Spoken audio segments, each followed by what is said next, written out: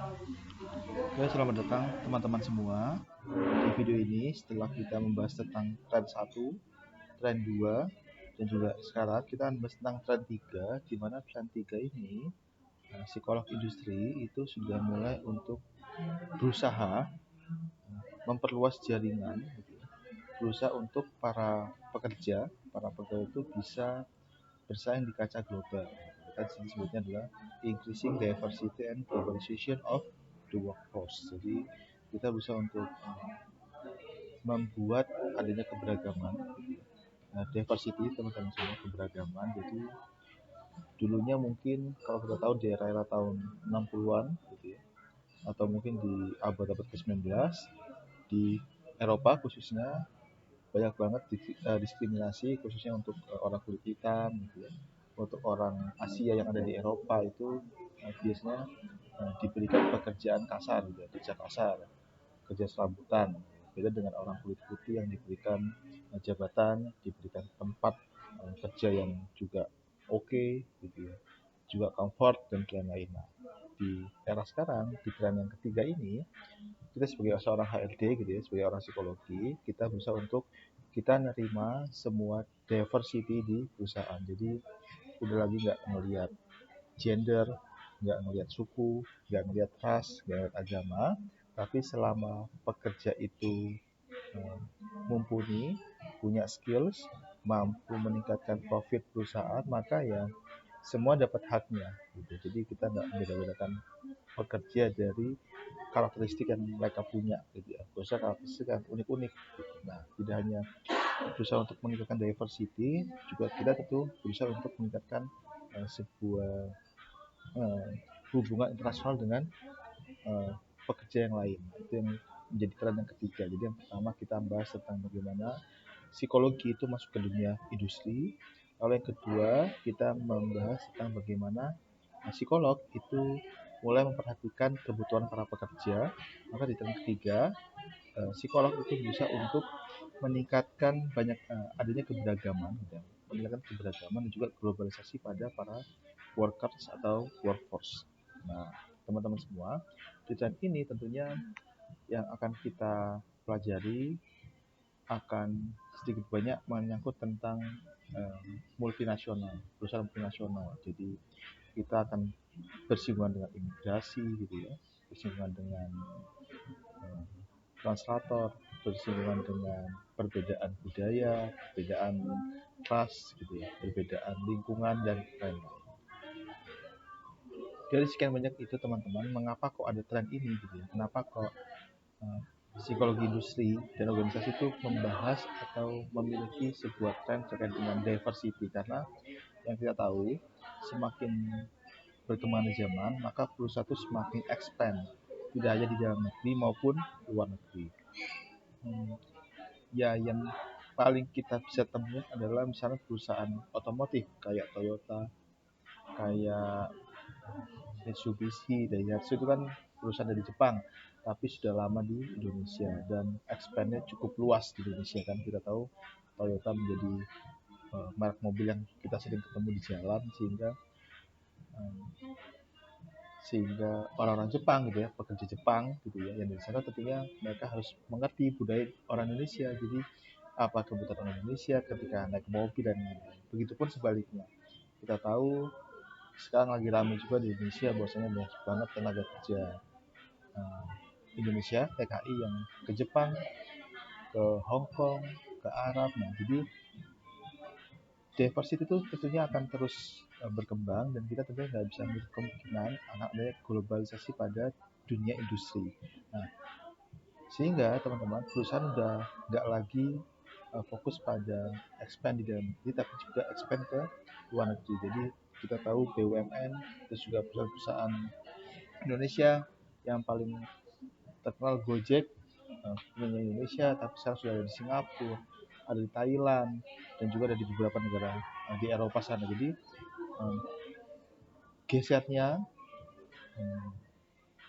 isu-isu terkait dengan dalam negeri ke luar negeri ini menandakan bahwasanya perusahaan atau mungkin dunia industri itu sudah mulai masuk kepada era globalisasi, sehingga kita sebagai orang psikologi di dalamnya ini juga harus memastikan bahwasanya diversity di perusahaan itu tidak mengganggu kinerja dari masing-masing karyawan di perusahaan. Dan ini tentunya secara teori diversity atau keberagaman itu akan terus meningkat di masa depan. Jadi di era yang akan datang tuh nggak ada lagi mungkin kalau industri Indonesia dia tetap di Indonesia, kalau dia industrinya di Jepang dia tetap di Jepang, nggak bisa, malah akan expand banyak ke negara lain, gitu, negara asing. Nah itu yang menjadi PR buat kita sebagai orang psikologi yang harus memastikan keberagaman di perusahaan itu mampu untuk meningkatkan kinerja dari para karyawan.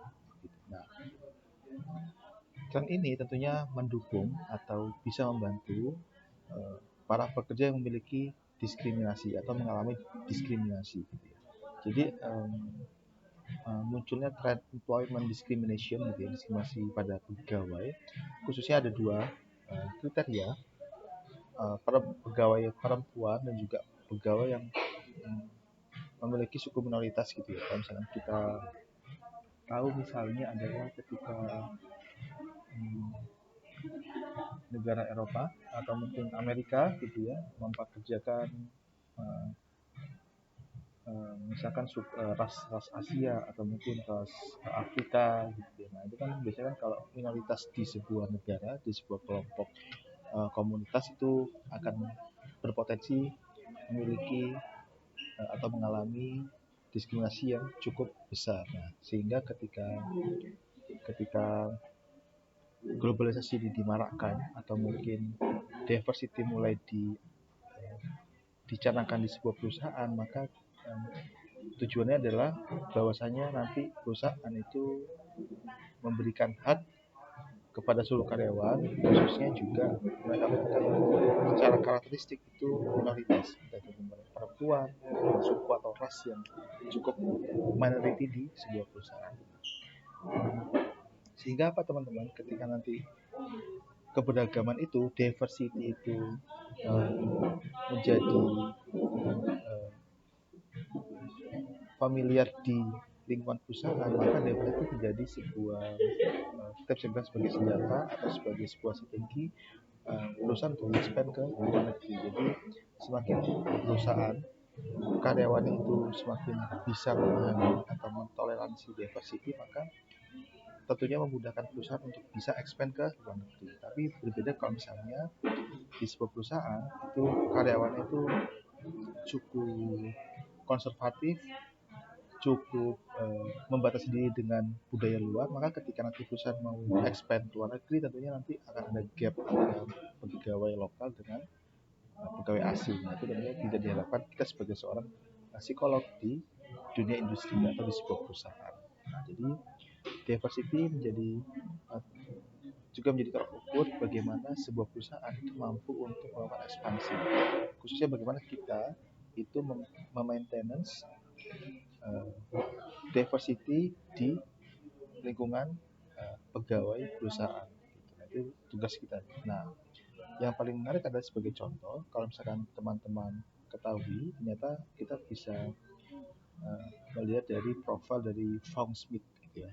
Jadi Mr. Smith ini, Pak Smith ini adalah seorang carpet cleaner, pembersih karpet di sebuah hotel di DC Washington di Amerika. Nah, karena dia bertahun-tahun ketemu dengan tamu hotel, bertemu dengan klien, maka seorang carpet cleaner ini ya kita bisa bilang mungkin secara pendidikan mungkin tidak lebih tinggi dibandingkan mungkin pegawai yang lain di atas dari carpet cleaner ya, tapi karena dia memiliki pengalaman bertemu dengan banyak orang karena di hotel internasional, maka secara kognitif dia mampu untuk memahami lebih kurang 24 bahasa. Nah, ini kan sebenarnya menjadi metode juga buat kita sebagai HRD untuk meningkatkan bakat, meningkatkan skills dari pekerja kita. Jadi secara nggak langsung kita berusaha untuk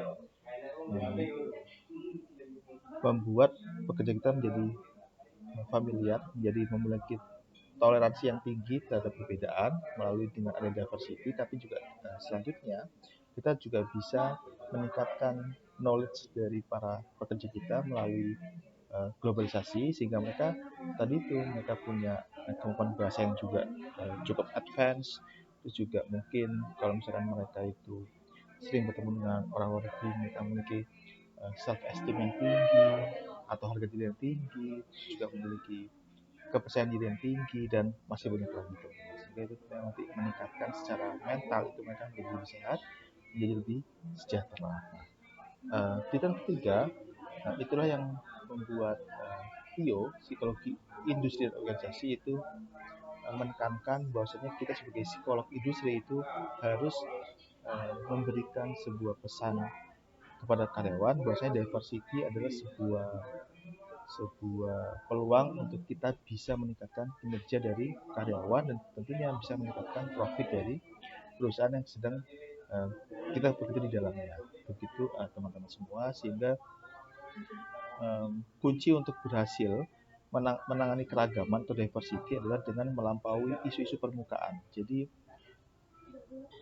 agama, ras, suku, bahasa itu bukan lagi menjadi permasalahan kita. Jadi kalau kita ketemu orang di perusahaan, misalkan kita orang Jawa ketemu orang Medan atau ketemu orang Papua, ya udah ketemu aja. Jadi itu bukan jadi isu lagi, bukan game buat kita. Oh, dia orang Papua nih, bukan teman kita nggak sama sih, bahasanya beda. Itu bukan lagi isu-isu, itu bukan lagi hal yang perlu kita masalahkan, tapi kita bisa melihat jauh lebih deep gitu, lebih dalam lagi, seperti bagaimana kita bisa meningkatkan keberagaman, bagaimana kita bisa melakukan kolaborasi, bagaimana cara kita bisa belajar bahasa daerah dari teman kerja kita yang lain. Nah, itu menjadi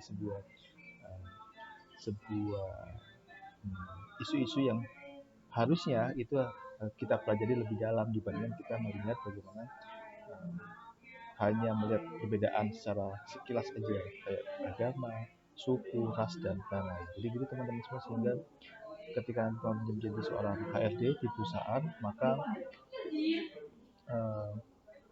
mengingatkan atau mungkin memfokuskan karyawan kita untuk bisa lebih aware terhadap skills itu poin utama, sehingga karyawan itu tidak lagi mengkotak-kotakan atau mungkin mengelompokkan diri secara personal dengan orang yang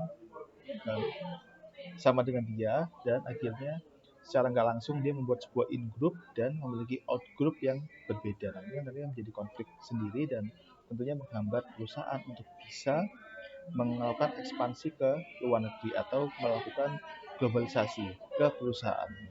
Jadi mungkin itu teman-teman, di tahun ketiga ini kita membahas tentang bagaimana kita bisa memahami diversity atau keberagaman di perusahaan, dan juga kita bisa untuk melakukan globalisasi untuk bisa meningkatkan skills untuk para karyawan kita. Sekian, terima kasih.